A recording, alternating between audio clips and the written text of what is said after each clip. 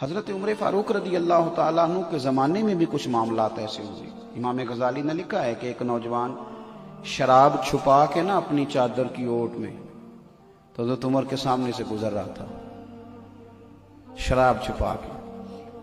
میں اکثر کہتا ہوں کہ آج بھی کوئی منع کرنے والا ہو تو لوگ منع ہونے کو تیار تو ہیں، پر ہم منع کرنے کو تیار نہیں ہوتے۔ اگر ہمارے کہنے پہ بڑی بڑی محفلیں ہو سکتی ہیں تو ہمارے کہنے پہ داڑھی بھی پوری ہو ہی سکتی ہے، لیکن ہم کہتے ہی نہیں، مزاج ہی نہیں، اس طرف لاتے ہی نہیں۔ ہمارے کہنے پر اگر بڑے بڑے چندے لوگ دے دیتے ہیں تو امید ہے نمازی بھی ہو ہی جائیں گے۔ توجہ دلانے کی حضرت عمر کے زمانے میں بھی یہ مسئلہ ہوا۔ میری باتوں کی سمجھ آ رہی ہے سارے دوستوں؟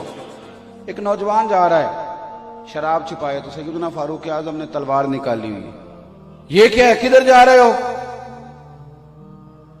تو وہ کہنے لگا حضور وہ نا سرکہ ہے میرے پاس، اور اندر دعائیں مانگ رہا ہے، یا اللہ آج عمر سے بچا لے، آج کے بعد شراب نہیں پیوں گا۔ اندر دعائیں مانگ رہا ہے، اللہ عمر سے بچا لے، آج کے بعد شراب۔ حضور سرکہ ہے سرکہ۔ تو حضرت عمر کہنے لگے کھول نا ذرا۔ چادر کھولی تو بوتل میں واقعی سرکہ نکل آیا۔ وہ الحمدللہ الحمدللہ پکار کے چلنے لگا۔ ایک روایت میں نے ایسی بھی پڑھی کہ جب وہ جا رہا تھا تو حضرت عمر نے آواز دی، فرمانے لگے عمر سے ڈر کے توبہ کی ہے تو شراب کا سرکہ بنا ہے، اگر تو رب سے ڈر کے توبہ کرتا تو اللہ نے اس کو شہد بنا دینا تھا اور تیرے کام آ جاتا۔ کوئی ہونا تو چاہیے نا منع کرنے والا۔ اور ایک بات اور آپ سے عرض کروں، جب آپ تک حق آ جائے تو اسے قبول بھی کرے گا۔ حق آ جائے تو اسے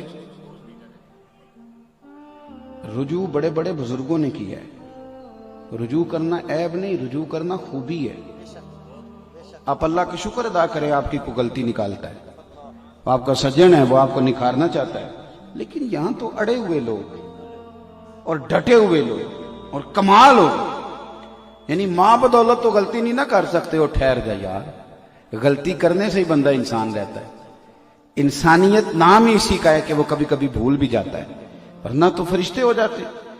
تو تھوڑا سا تسلیم کریں۔ ہمارے ہاں نا ہم نے چونکہ اعلیٰ ظرفی سکھائی نہیں تو قدریں کم ہوتی جا رہی ہیں۔ میں اگر لوگوں کو دوسروں کا ادب کرنا سکھاؤں گا تو انشاءاللہ کو میرا بھی کرے گا۔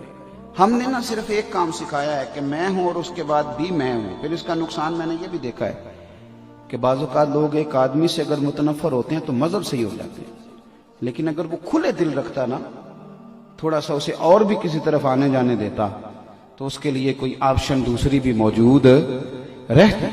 تھوڑی سی توجہ کریں، حق آ جائے تو پھر اسے قبول بھی کریں، اسے مان لیں، اسے تسلیم کریں، کوئی فرق نہیں پڑتا، کچھ بھی نہیں ہوتا۔ حضرت بشر عافی رحمۃ اللہ علیہ نے کوئی کتاب نہیں لکھی، حضرت بشر عافی رحمۃ اللہ علیہ نے کسی مسجد میں تدریس نہیں کی، وہ تو ان کو تو لوگ دیوانہ کہتے تھے، ننگے پیر پھرنے والا بندہ ہے، لیکن امام احمد بن حنبل نے 14 جلدوں میں حدیث کی کتاب لکھی۔ امام احمد بن حنبل بہت بڑے محدث، بہت بڑے شیخ، بہت بڑی ہستی، لیکن امام احمد بن حنبل نے کھل کے تعریفیں کی حضرت بشر عافی، نے کسی جگہ نہیں کہا کہ یہ تو ان پڑھ بندہ ہے۔ تو یہاں سوال ہی نہیں پیدا ہوتا۔ کسی نے پوچھا امام احمد بن حنبل سے، کبھی لاجواب ہوئے تھے؟ فرمایا ہوا ہوں۔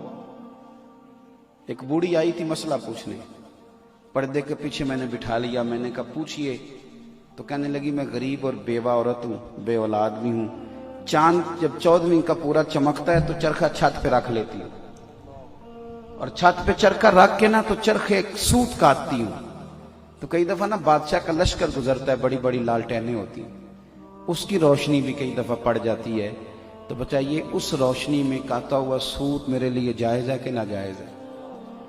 تو حضرت امام احمد بن حنبل کہتے ہیں مجھے چکر آ گیا، اللہ اکبر اللہ اکبر۔ میں نے کبھی بھی پہلے نام بتا تو کون ہے، کہاں سے آئی، اتنی باریکی؟ تو کہنے لگی آپ مسئلہ بتائیے کہ پہلے شناختی کارڈ دکھایا جائے، میں جو بھی ہوں آپ بتائیں۔ میں نے منت کی، میں نے کہا میں مسئلہ بتاتا ہوں لیکن مہربانی کر ایک دفعہ بتا تو کون ہے؟ دنیا آتی ہے لیکن اتنی باریک، اتنا تقوی، کون ہے؟ تو کہنے لگے ایک مجذوب یہاں بشر عافی ننگے پیر پھرتا ہے، میں اس کی بہن ہوں، میں اس کی بہن ہوں۔ تو حضرت امام احمد بن حنبل فرمانے لگے اماں کوئی اور مسئلہ پوچھتا تو میں جائز کہتا، تیرے لیے جائز نہیں، تیرے لیے جائز نہیں۔ مان لیا نا، تسلیم کر لیا نا، یہاں تقوی ہے، یہاں پرہیزگاری ہے، لیکن ہم لوگوں نے تو ایک لسٹ پکڑی ہوئی ہے، یہ جاہل ہے، یہ فارغ ہے، یہ پاگل ہے، ایک لسٹ ہے، آپ لے لیں، سویرے لے لیں کتنے بندوں کو، اور پھر آج آ کے بچوں گا کون؟ صرف میں، اس سے آگے کوئی مزید بندہ ٹھیک نہیں بچتا. اور یہ عوامی سطح پر حالات بہت بگڑتے جا رہے ہیں. قبول کریں. چلیں یہ تو میں نے حضرت امام احمد بن حنبل کی بات کی نا، میں سیدنا فاروق اعظم کی بات کرتا ہوں. ایسا نہیں کہ بندہ کچا ہے، نہ حضور نے فرمایا عمر کی زبان پر تو رب نے حق جاری فرما دیا. فاروق جو کہہ دیں اللہ اس کے مطابق قرآن نازل کر دیتا ہے. امام سیوطی نے ان آیات کی تفصیل لکھی ہے جو حضرت عمر کی رضا کے مطابق نازل ہو گئی. لیکن حضرت عمر کے سامنے ایک بی بی لائی گئی، اس نے زنا کیا، سیاستہ میں روایت. حضرت فاروق اعظم نے حد جاری کر دی، فرمایا لے جاؤ اسے سنسار کرو یا کوڑے مارو. صحابہ لے کے جا رہے ہیں، مولا علی شیر خدا آ گئے. کہاں لے کے جا رہے ہو؟ حضور اس پر حضرت عمر نے حد لگائی ہے. فرمایا عمر کو تم نے بتایا تھا کہ یہ تو بیچاری دیوانی ہے، یہ تو ذہنی طور پر کمزور ہے، یہ تو مجذوب ہے، اسے تو پتہ ہی کو نہیں، یہ بتایا تھا؟ حضور نہیں. فرمایا عمر نے پوچھا تھا؟ حضور نہیں. فرمایا چلو واپس چلو. حق قبول کریں. حضرت مولا علی شیر خدا واپس لائے. فرمایا عمر فیصلہ کرتے ہو پوری بات کیوں نہیں پوچھتے؟ آپ نے کہا علی کیا ہوا؟ فرمایا تم نے اس عورت پہ حد لگائی. حضور لگائی. فرمایا تمہیں پتہ ہے یہ مجذوب ہے، دیوانی ہے، مرفوع قلم ہے، اس پر حد نہیں لگتی. عرض کی کہ حضرت عمر فاروق فرمانے لگے مجھے تو پتہ ہی نہیں. تو آپ فرمانے لگے پہلے پتہ کیا کرنا پھر معاملہ طے کیا کر. تو حضرت عمر نے کوئی بہانہ نہیں کیا.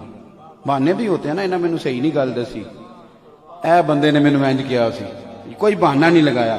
عمر نیچے اترے اور سجدے میں گر گئے.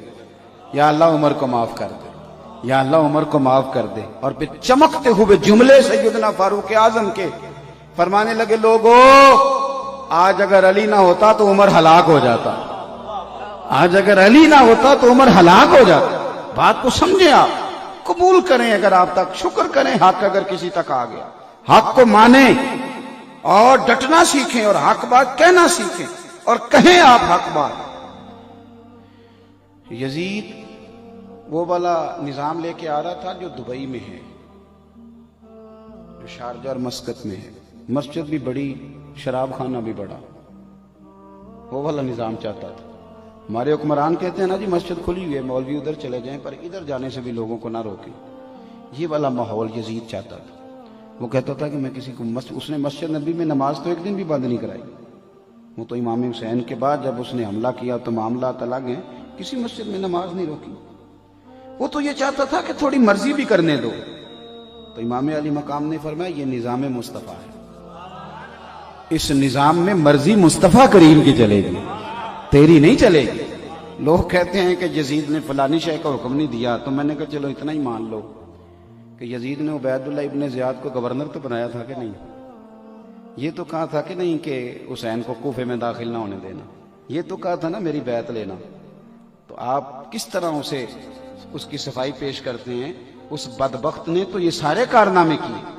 اور پھر امام علی مقام رضی اللہ تعالیٰ عنہ اگر اس مقام پر تھوڑی دیر کے لیے بھی اس ظالم کی، فاسق اور فاجر کی بیعت کر لیتے، اچھی طرح میری بات سمجھ لینا، تو آج سارے حکمرانوں کے لیے دروازہ کھل جاتا، سب کے لیے کھل جاتا دروازہ. لوگ کہتے ہیں کہ جناب ہم نہیں مسلمان، مولوی صاحب آپ زیادہ عاشق رسول ہیں. میں نے کہا تو نرا مسلمان ہے. تو یزید تو جامع مسجد دمشق کا خطیب تھا، وہ تو جمعے پڑھاتا تھا، وہ تو پگڑی داڑھی والا تھا، وہ تو بڑے بڑے خطبے دیتا تھا. لیکن امام حسین نے فرمایا نری تیری اچھی اچھی باتوں سے بات نہیں بنے گی، نظام مصطفیٰ پہ پورا پورا چلنا پڑے گا، تجھے وہ کردار بھی دکھانا پڑے گا جو اصل کام ہے. پھر چیزیں بلیک میل کرتی ہیں انسان کو. ہم انسان ہیں، کمزور پڑ جاتے ہیں. نبی پاک صلی اللہ علیہ وسلم نے فرمایا اولاد آدمی کو بزدل کر دیتی. بڑی جگہوں پہ انسان کمزور پڑتا ہے. یہ وطن چھوڑنا ایک بہت بڑا مشکل کام ہے. کرائے کے مکان سے عورتیں جب نکلتی ہیں تو روتی ہوئی نکلتی ہیں. کرائے کا مکان ہوتا ہے پر روتی ہوئی وہاں سے باہر آتی ہیں. میرے بھائی امام حسین کو مدینہ چھوڑنا پڑا. اور آپ کو ایک بات بتاؤں، ایک قربانی امام حسین کی سنو. مدینے میں امام حسین رہتے تو بہت بڑا لشکر بنتا امام حسین. حضرت عثمان غنی رضی اللہ تعالیٰ عنہ کو لوگوں نے کہا تھا کہ یہ مٹھی بھر لوگ ہیں جنہوں نے آپ کے گھر کا محاصرہ کیا ہوا ہے، آپ ہمیں اجازت دیں، ہم انہیں قتل کر دیں۔ پتہ ہے حضرت عثمان غنی نے کیا فرمایا؟ فرمانے لگے نبی پاک صلی اللہ علیہ وسلم نے فرمایا تھا ایک مینڈا ہوگا، ایک بکرا، جس کی وجہ سے مدینے میں خون بہے گا۔ فرمایا میری جان جاتی ہے تو جائے، میں مصطفیٰ کے مدینے میں خون نہیں بہنے دوں گا۔ حضرت امام حسین رضی اللہ تعالیٰ عنہ کی پہلی قربانی یہ ہے کہ انہوں نے مدینے میں کسی قسم کی کوئی کسی کو بدامنی کرنے کی اجازت، وہاں سے نکلے سیدھے جا سکتے تھے مینا، 8 ذی الحج کو زور کی نماز حاجی مینا میں پڑھتے ہیں، جاتے بڑا لشکر بن جاتا، لیکن امام حسین نے فرمایا میں حج کے اجتماع کو بھی اس کام کی نظر کرنے نہیں دوں گا، قربانی دی۔ امام حسین کربلا میں آئے، اپنی بھوک سہی جاتی ہے، بچوں کی نہیں سہی جاتی، اور امام حسین کے بچے 3 دن بھوکے پیاسے رہے۔ ساری باتوں کو وہ جانتے تھے، انہیں پتا تھا کہ جنہوں نے مجھے روک لیا ان کے ارادے کوئی ٹھیک نہیں۔ بڑی تکلیف سہی۔ ہمارے ملک میں 65% لوگ ڈپریشن کے مریض ہیں، چھوٹی چھوٹی باتوں پہ لوگ ٹینشن لے جاتے ہیں۔ میں اکثر کہا کرتا ہوں کہ یہاں کسی کا کٹا ہوا ہاتھ پھینک دیا جائے تو لوگ اٹھ کے ڈر کے دوڑ جائیں، ہاتھ خوف کھائے گا مجمع، لیکن امام حسین کا تو سر کٹ گیا۔ ہم بیان کر دیتے ہیں، آپ سن لیتے ہیں، کبھی سوچا ہے؟ ہمارے قومی جو چینل ہے نا پاکستان میں، پیمپرا نے پابندی لگائی ہے کہ کوئی لاش اگر پورا کٹ جائے نا اس کا جسم، تو قومی ٹی وی پہ اسے دکھانے کی اجازت نہیں، وہ دائرہ لگا کے دکھاتے ہیں۔ کیوں؟ قوم میں خوف پیدا ہوتا ہے، لوگ ڈریں گے، بچے ہو سکتا ہے رات کو سوئے نہ، عورتیں پریشان ہو جائیں، قومی ٹی وی پہ دکھایا نہیں جاتا۔ میں کہہ دیتا ہوں، آپ سن لیتے ہیں، امام حسین کا وجود اطہر کربلا میں رہ گیا اور سر کوفے کے بازاروں سے ہوتا ہوا دمشق پہنچا۔ بہن کو تو بھائی کی انگلی بھیج دو تو شاید پاگل ہو جائے۔ سیدہ زینب نے سارا کچھ دیکھا، لیکن نہ مصطفیٰ کی شہزادی کا پردہ سر سے سرکا، نہ کوئی نماز قضا ہوئی۔